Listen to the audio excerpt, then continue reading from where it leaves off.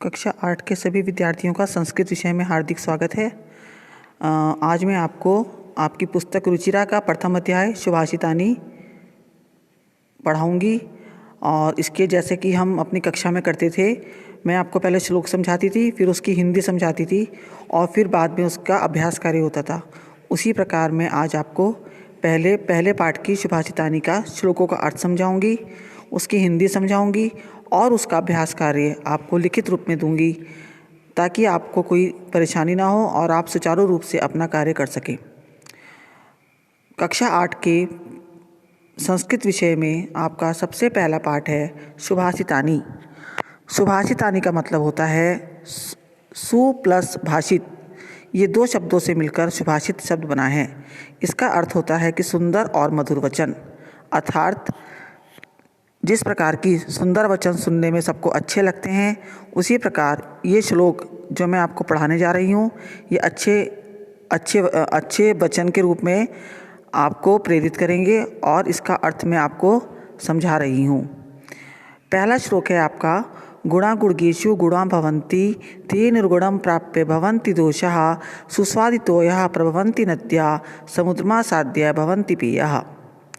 इसमें कहा गया है कि गुणवान व्यक्ति के पास गुण ही बने रहते हैं और निर्गुण व्यक्ति के पास जाकर वे गुण दोष बन जाते हैं। कहने का तात्पर्य यह है कि यदि कोई गुणवान व्यक्ति है, उसके पास यदि कोई गुण है, कोई अच्छी चीज़ है, तो अच्छा ही बना रहता है।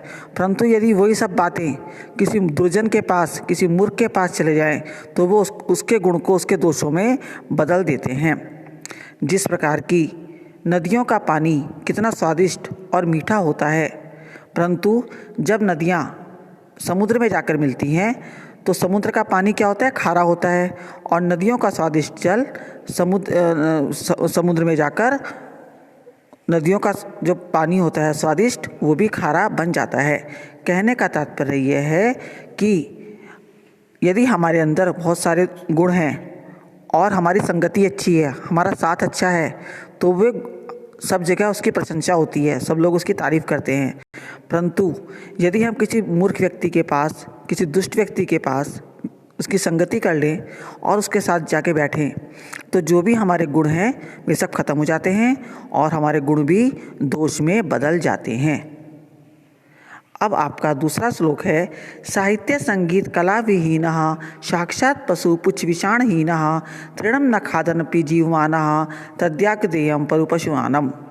अब कहते हैं कि इसमें कवि कहते हैं कि साहित्य संगीत व कला कौशल से हीन व्यक्ति, मतलब कि जिसके पास साहित्य का ज्ञान नहीं है। अब आप लोग कहोगे कि साहित्य क्या होता है?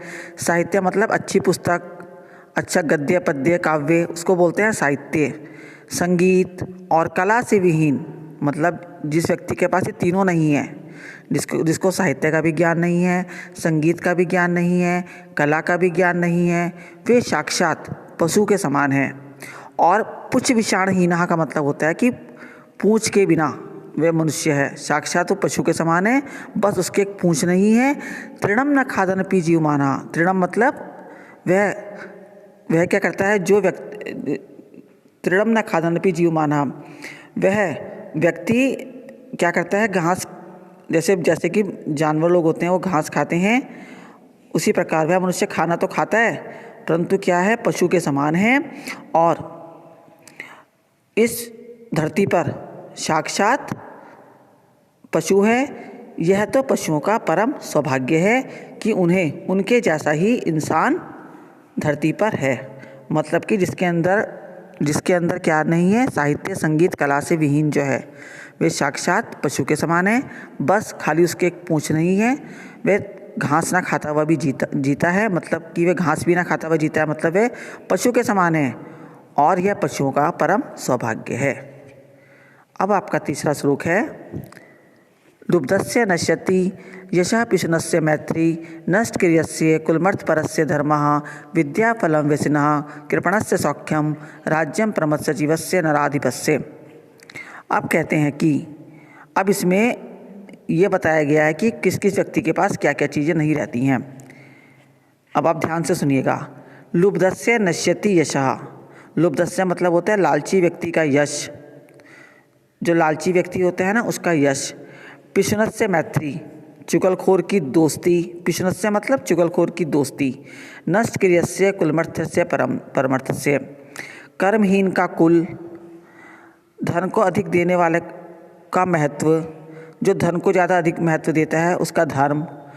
बुरी आदतों वालों की विद्या का फल, कंजूस का सुख और अहंकार करने वाले मंत्री से युक्त राजा का राज्य नष्ट हो जाता है। अब मैं आपको इसको विस्तार से समझाती हूँ कैसे होता है। मैं आपको समझाती हूँ कि कैसे होता है। देखिए, लालची व्यक्ति का यश। मान लीजिए एक व्यक्ति बहुत लालची है, उसको बहुत लालच है कि वो क्या करेगा, जब लालच करेगा तो क्या करेगा, लोगों को ठगेगा। जब वो लोगों को ठगेगा तो क्या होगा, लोग उसकी क्या करेंगे, बुराई करेंगे, तो उसका यश खत्म हो गया। यश मतलब उसकी प्रसिद्धि वो खत्म हो गई। और पिशुनत से मैत्री और चुगलखोर की दोस्ती। मान लो कि आपका कोई मित्र है बहुत अच्छा और आपने उसको कोई बहुत ही गोपनीय बात उसको बता दी आपने, और उसने वही बात जाकर किसी और को बता दी और वो बात फिर आपको पता चली, तो आपका उस दोस्त पे से विश्वास उठ जाएगा। तो चुगलखोर की दोस्ती, ठीक है। और कर्महीन का कुल, जो अपने कुल को, अपने परिवार को जो अच्छे कर्म नहीं करता है, जो बुरे बुरे कर्म करता है, उसके कुल का विनाश, उसके परिवार का विनाश हो जाता है। क्योंकि सब उसकी बुराई करते हैं कि देखो ये उनका बेटा है, देखो ये इस घर का बेटा है, तो उनका परिवार का नाश हो जाता है। और जो व्यक्ति धन को ज़्यादा महत्व देता है उसका धर्म। धन को वही व्यक्ति महत्व देगा जिसके अंदर जो धर्म का पालन नहीं करेगा। और क्या होता है कि बुरी आदतों वालों को विद्या का फल। अब आप देखिए, बुरी आदतों वालों को विद्या का फल कैसे होगा। मान लीजिए कि कोई बहुत अच्छा बच्चा है और वो पढ़ता है और पढ़ते पढ़ते उसकी संगति खराब हो जाती है और फिर वो क्या करता है कि वो गंदी आदतों वाले दोस्तों को रख लेता है। तो जब वो गंदे दोस्त बनाएगा तो फिर उसको विद्या कहाँ से आएगी, उसकी विद्या तो खत्म हो गई, ठीक है। वैसी क्या है, बुरी आदतों वालों को विद्या का फल। और कंजूस को सुख।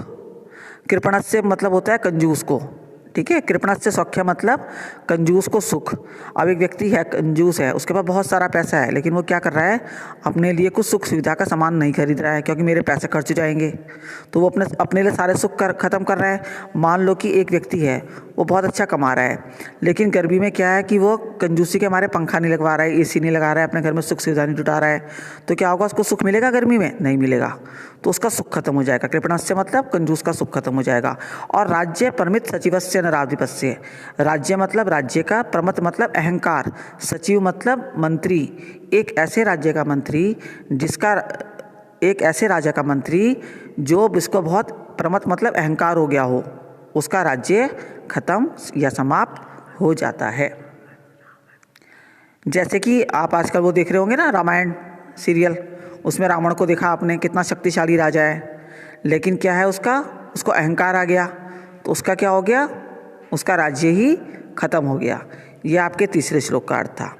अब आपका चौथा श्लोक है, पीत्वा रसम तु कटुकम मधुरम समानम माधुर्यमेव जननीय मधुमक्षिकासौ संस्यस्य सज्जन द्रुजनानाम श्रुत्वा वचः मधुरसुक्तम रसम सजन्ति।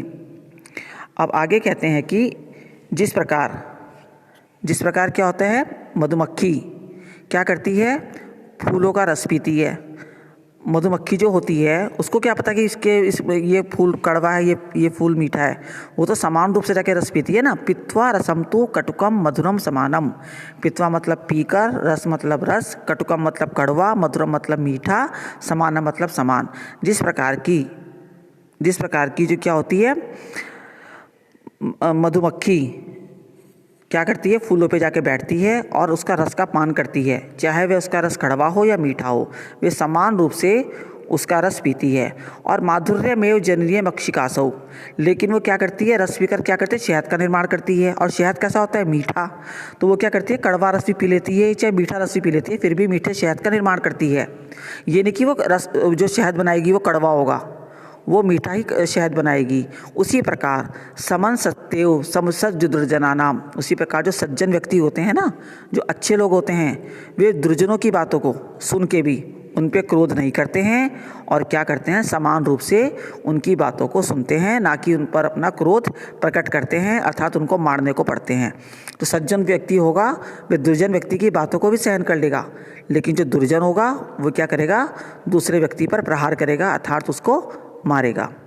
अब आपका 5वां श्लोक है, विहाय पौरुषम यो हि दैवमेवावलंबते प्रसाद सिंहवता तस्य मूर्धीन तिष्ठन्ति वायसा।